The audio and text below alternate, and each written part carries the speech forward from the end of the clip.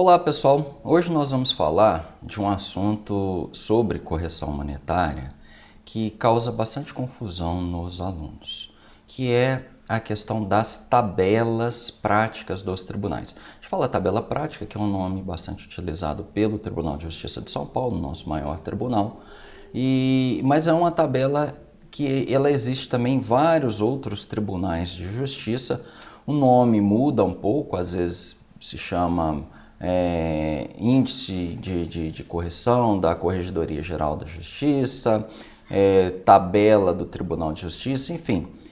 São tabelas que trazem os índices de correção monetária que são adotados por padrão no tribunal. O juiz ele pode, sim, adotar um índice diferente, na maioria dos casos, isso é uma questão jurisdicional. A corregedoria, em meu entendimento, não pode interferir nisso, ela não pode falar, não, você tem que aplicar tal e tal índice de juros, não, de correção monetária, aliás, a corregedoria, no meu entendimento, não pode fazer isso. A não ser, obviamente, uma decisão judicial, como houve do Supremo Tribunal Federal, em relação ao índice de correção monetária aplicável às condenações da Fazenda Pública. Mas esse é assunto para uma outra microaula.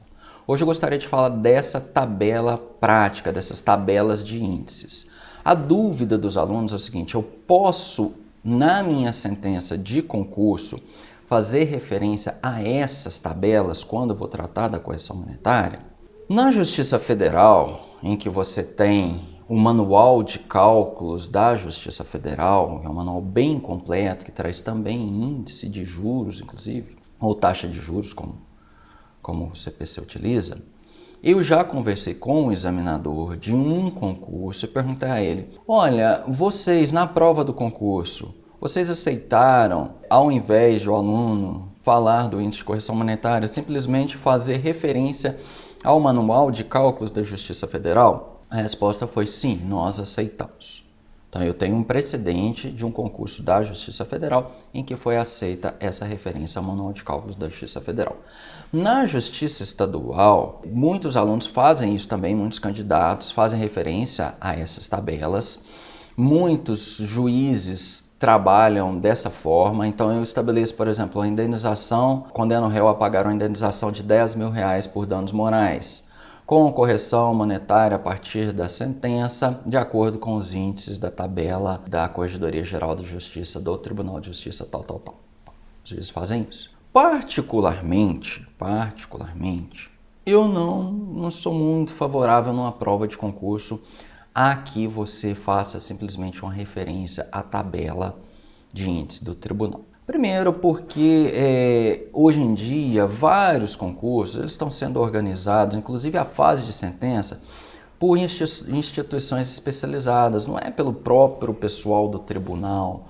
Então você tem o VUNESP, você tem FCC, você tem SEBRASP. Então são examinadores de fora daquele tribunal. Eles fazem casos que são mais generalistas, mais baseados na jurisprudência do STJ, não vinculando diretamente aquele tribunal. Às vezes um examinador assim pode entender que você deveria ter colocado o índice de correção monetária de forma explícita e não fazer referência à tabela do tribunal. Mas tudo bem, vamos supor que o examinador aceite. Você fala, não, esse examinador eu conheço, já conheço essa banca, ela aceita que se coloque uma simples referência à tabela prática. Aí é que entram os cuidados. Primeiro, o tribunal para o qual o concurso está sendo realizado tem uma tabela prática, tem uma tabela de índices, porque tem tribunal que não tem. Vários adotam a tabela Gilberto Melo, uma tabela bastante comum aí, que traz esses índices de correção monetária. Aí tudo bem, às vezes o tribunal fala, olha, nós vamos adotar a tabela Gilberto Melo. Mas tem tribunal que simplesmente não tem nenhuma tabela com índice de correção monetária. O concurso é para esse tribunal? Então, mesmo que a instituição que esteja organizando seja outra de fora daquele estado, não faça essa referência, tá? Então, cuide primeiro de analisar se o tribunal tem uma tabela de índice de correção monetária. Segundo, geralmente as tabelas trazem os índices aplicáveis em condenações de particulares. não em condenações da Fazenda Pública, que possui uma regra específica, se aplica os mesmos índices aplicáveis à caderneta de poupança. Nós vamos falar isso também em outra microaula. Mas você tem que ter cuidado com isso, porque às vezes você fala, condeno a correção monetária será de acordo com a tabela do tribunal. E aí você está condenando a Fazenda Pública e aquele tribunal tem uma tabela de índices apenas para particulares. E aí danou-se tudo, porque você não vai ter o índice correto. Outro ponto, deixe de lado o Manual de Cálculos da Justiça Federal, porque ele é bem detalhado. Vamos concentrar nos tribunais de justiça. Praticamente todas as tabelas com índice de correção monetária dos tribunais de justiça trazem apenas índice de correção monetária, não traz termo inicial de incidência. Então, você tem que falar qual é o termo inicial de incidência, mesmo que você vai utilizar a tabela para fazer referência ao índice aplicável. Então, tome cuidado com isso também, certinho? No mais, se você puder, tá? Se você puder, coloque o índice específico, tá? Coloque lá, o mais comum é o INPC, para a Fazenda Pública o IPCAE, mas coloque o índice.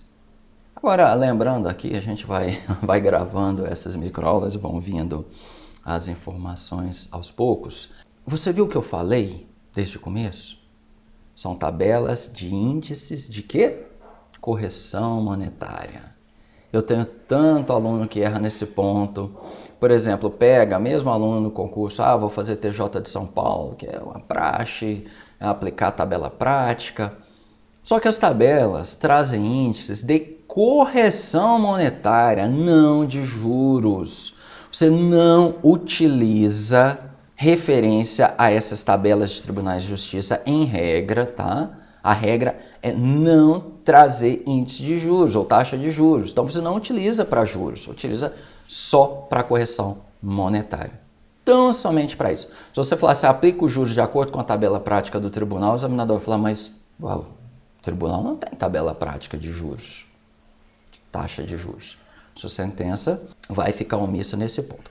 E apenas para terminar, me perguntaram mais de uma vez já, assim, no Justo Tutor a gente já trabalhou dezenas de turmas preparatórias para concursos da Justiça Estadual e da Justiça Federal.